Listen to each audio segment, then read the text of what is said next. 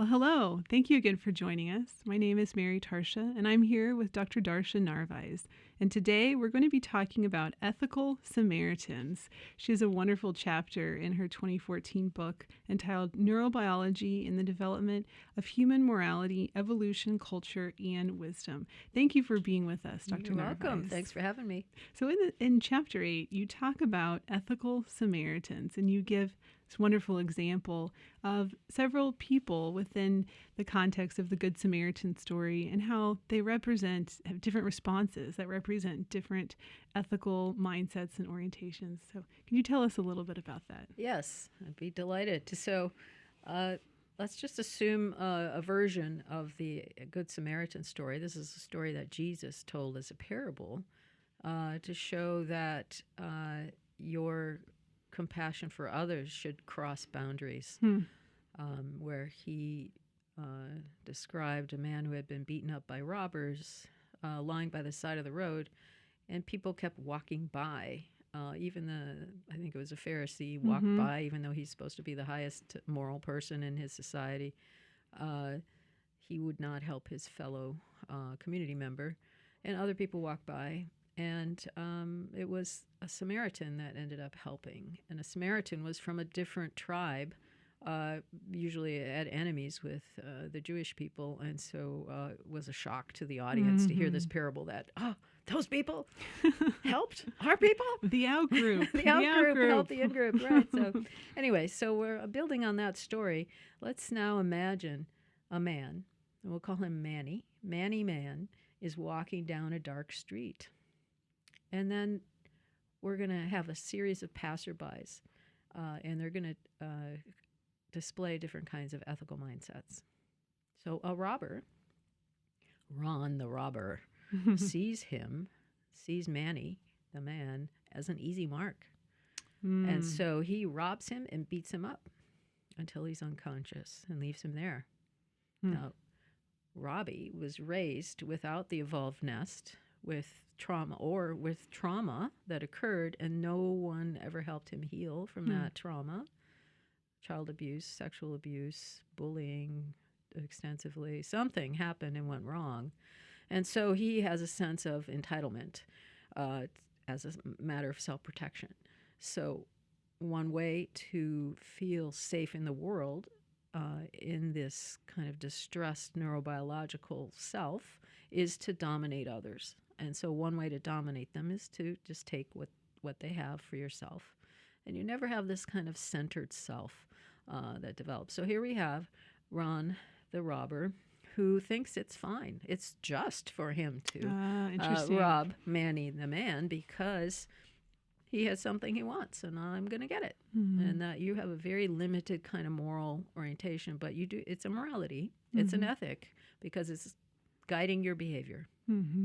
So you think of ethics not just in terms of positives, but also, if we say negatives or hurtful or destructive, those are also ethics. Right, and it's important in triune ethics meta-theory to realize that it describes optimal morality, but also and objectively optimal, which for the majority of religions and philosophies around the world means compassionate morality. That's the highest form of morality.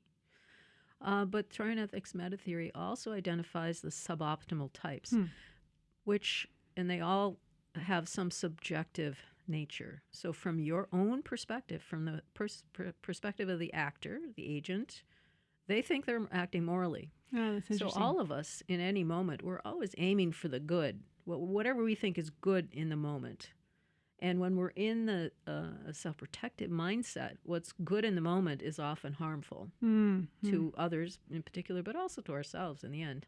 I really like that part of the theory because I think it really is raising the dignity of the human person, right? Even if they have an ethic that differs from ours at the present moment, it is recognizing and validating that their choice of ethic or the ethic they're acting out of is coming from and is really the product of all of their life experiences.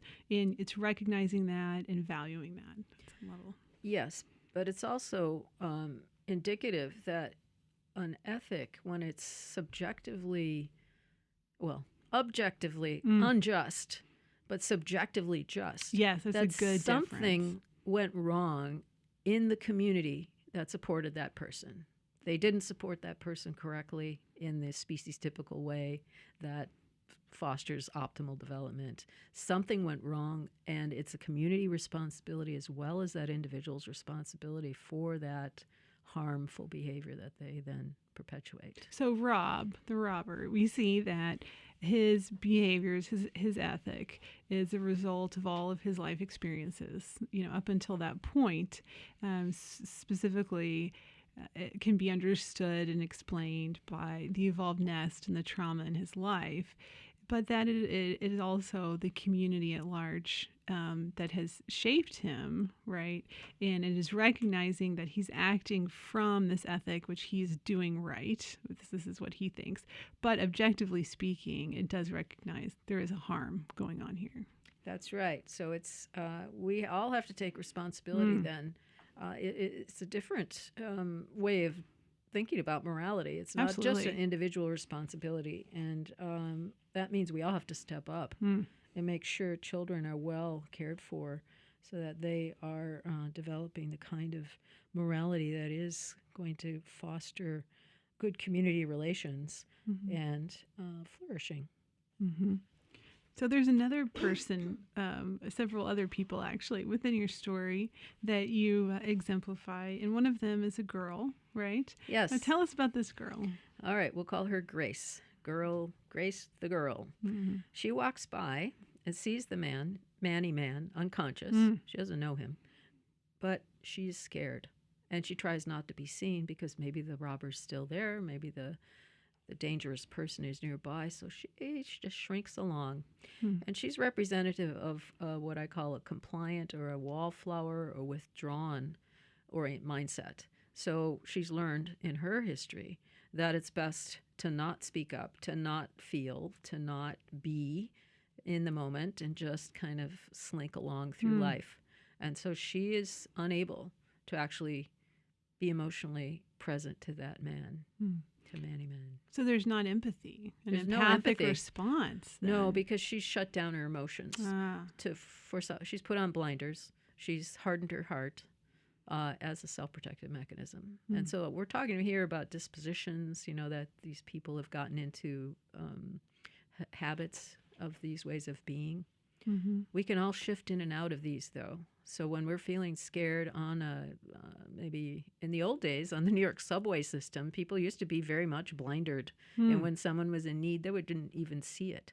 They wouldn't even notice that someone was bleeding or someone was, They'd be like Grace, right? They'd be like Grace, because they had learned for self-protectionist reasons in that circumstance, you cannot be human, you cannot be open-hearted because it's too dangerous. They might attack you too. At least that was the belief.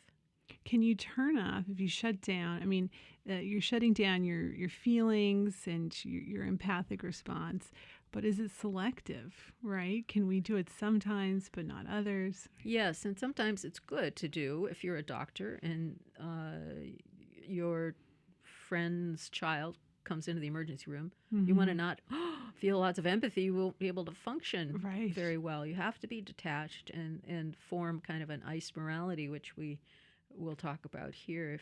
And let me just go to that. So the coroner Cam comes along and examines the cause of death. Of Manny. Of Manny Man's death. And he's very detached about that. He has an iced morality about it, what I call iced. And so it's useful at times to be in that mode, but not if you spend your life that way. Because you're not acknowledging your relationships, your relational responsibilities, the effects of your actions on others over a short or long term. So it's not a good way to spend your life. Right. But in this situation for Cam, when he's doing the autopsy, right, going into that ethic is practical, right? Yes. Is useful. And now let's go to a boy walking by while Manny's body is still there. Bob, the boy, walks by and stays back, though, because he's also afraid. But he's afraid of contamination, that this person's impure. He maybe has AIDS or something and somehow has an idea that that's going to harm him. And so he has a general kind of safety orientation that I have to protect myself because whatever that person is, it's sort of like the opposite of what the Good Samaritan in the original story did. He didn't have a sense of that outgroup member is going to, stay away from them because they're evil and bad and impure. No, that's sort of what he's displaying, this sense of fear. But it seems to me Grace and Bob, Grace who just withdrew and kept on walking, I assume, right? And tries not to see, and also Bob, the boy who's afraid, their behavior is pretty similar, right? But there's a different reason behind what they're doing. Yes, so for Grace, it's just an instinctive withdrawal.